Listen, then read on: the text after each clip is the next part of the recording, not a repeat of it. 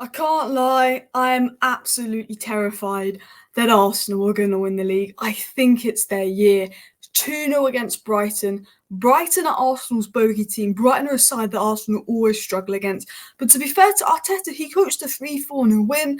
The only negative for Arsenal was they didn't really take their chances. And then maybe when they went 1-0 up, they sat back a little bit and invited pressure, and Brighton did have a chance.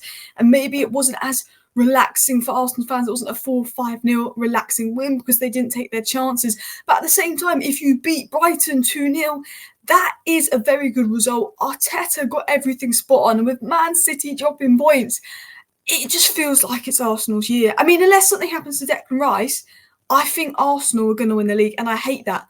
I begged and begged and begged for Man United to sign Declan Rice. I begged for it, and he's gone to Arsenal, and he is the difference. That one signing alone, Arsenal were very close last year to beating our City, but that one signing alone in Declan Rice, he is that signing that could get Arsenal to that next level, because Man City have dropped off. They're not at their best. Knowing Arsenal, Man City get to boring about the goal an 18-game winning streak and win it right at the end, because that's just what Man City have done to Liverpool and Arsenal. But generally, I think Arsenal's the most convincing team. I know Liverpool's top. Well, they're technically not now. Arsenal are top. But I do think Arsenal's the most convincing team. I don't think Liverpool have been quite at it.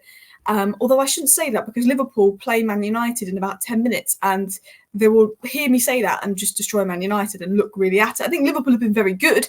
But I almost think Arsenal have been a bit more convincing, or control games a bit better, whereas Liverpool have just gone boom, wonder goal, Trent last minute goal. I mean, both teams have been brilliant. Both teams look the two best teams in the league right now, up there with Aston Villa as well. But it inevitably feels like it's Arsenal's year. And we have to talk about Declan Rice. This guy is phenomenal. I want to talk about Gabriel Jesus. I want to talk a little bit about Martinelli. I thought Gabriel Jesus is a very good player. I know his output isn't the best, and I know he misses chances, but his ability to control the ball, his skill set is fantastic. Martinelli's really good in the sense of, I know, again, his just ability to sort of get the ball and separate the ball and slow it down and do those kind of skillfulness. I think Jesus and Martinelli sort of brought the Brazilian, is that the word, the Brazilian to the game? Kai Havertz showing potential, starting to score. Odegaard had some brilliant passes. Maybe he should have had a goal today. I look at Arsenal and I think they played Brighton, a bogey team, a very good Brighton side, and they won that game quite convincingly. I know it wasn't made easy for them, but if they'd have taken their chances, it would be easy. So let's dive into the game. Let's dive into the analysis. We'll talk about Declan Rice in a second, but these are Sofa score ratings. Martinelli was good, Jesus was good, Saka was good, Havertz was good, Odegaard was good, Declan Rice was good. To be honest, no one was bad for Arsenal. I say the worst player was probably Ben White, but I wouldn't say that he was bad. I'd just say that maybe he's not as convincing as other players. But as you can see, Arsenal, if you look at the statistics there, 2.26 XG to Brighton's 0.9. Arsenal, 26 shots, 9 on target.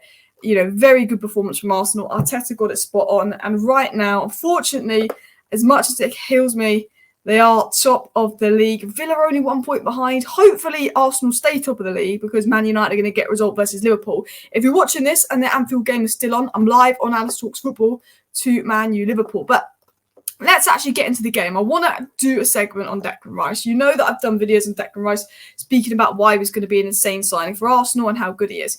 But Bav's tweeted this. The fact that no one mentions that Declan Rice cost 105 million is a good thing, because when there's a big money player and they're not playing well, all everyone mentions is the price tag. Anthony was £85 million for United. Maguire was £80 million for United.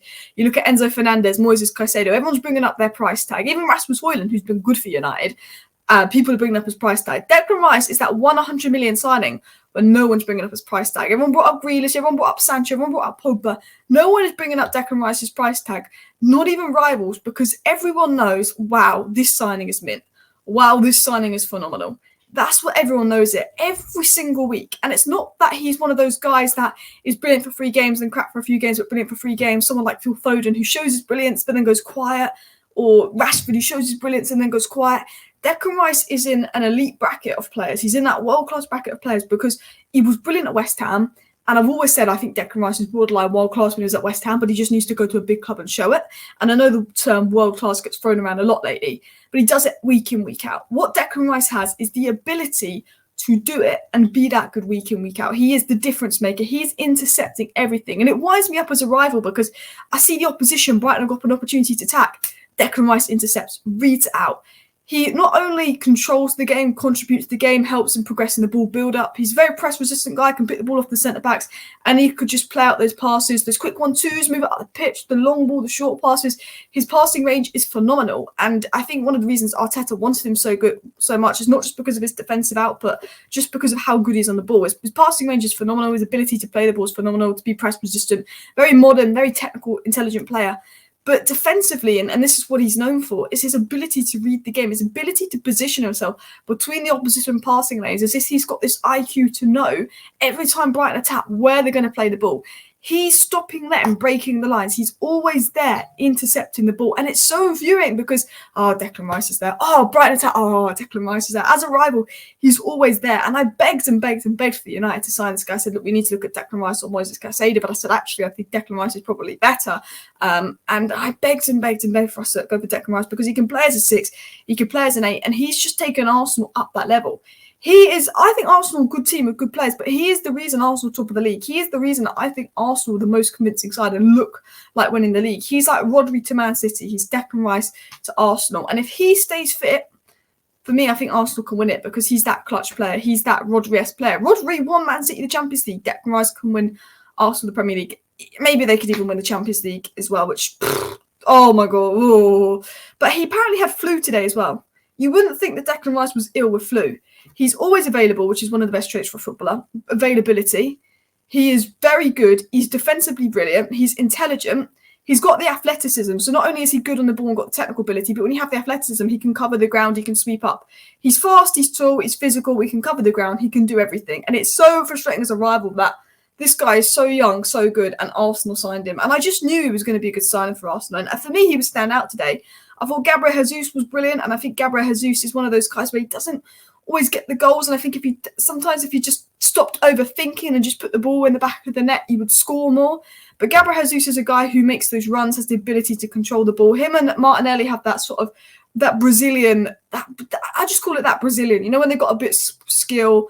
I thought Saka was really good again today. I think Saka's pretty consistent for Arsenal. I think with Saka, he seems knackered. He seems so overused. It's like Saka needs a break, but he's still there, always putting in a shift for Arsenal, always performing, always making things happen, getting assists today.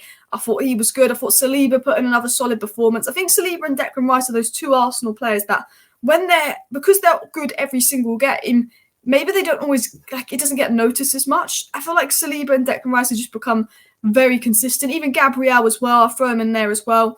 And I think I thought Havertz was a little bit quiet, but he got the goal. And what I'm noticing with Havertz is he's just coming and getting those crucial goals and those goals to finish off games. And I think now Havertz has got 1. He's got 5 now this season. I almost feel that the goals are coming for Havertz. And he's one of those guys where maybe he's not the most convincing, but if he ends the season with like 12 goals, which isn't too bad, I'd be saying, okay, there's a guy that can score goals there. I actually think Havertz will be really big in that Anfield game, in those big games like Anfield. Or did he get a yellow?